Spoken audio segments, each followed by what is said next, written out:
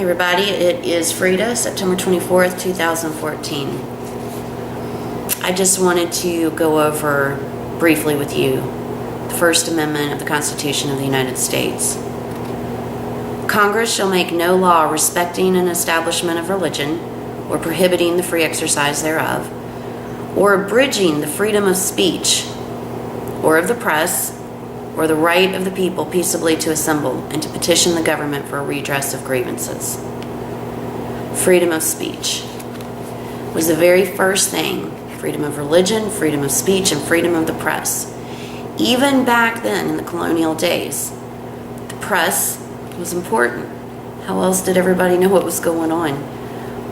Of course, things took a lot longer to happen. The press would have to write a story about what they saw, and then that story would have to be carried, literally, on horseback to other locations for people to read. Freedom of speech, or of the press, or the right of the people peaceably to assemble and to petition the government for a redress of grievances. This amendment, the very First Amendment, probably was the First Amendment because it was viewed as the most important. Because everything else behind it, let's say everything behind the Second Amendment, which the Second Amendment is to ensure that the First Amendment's upheld.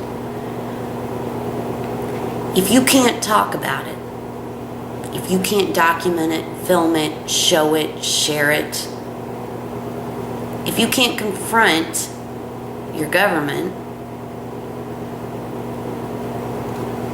none of the other amendments are going to matter. The First and Second Amendments, I believe, were put in the order they were put in out of importance. Maybe I'm wrong. But if another amendment would be broken and you can't talk about it or you can't report about it, well, then how would anybody even know?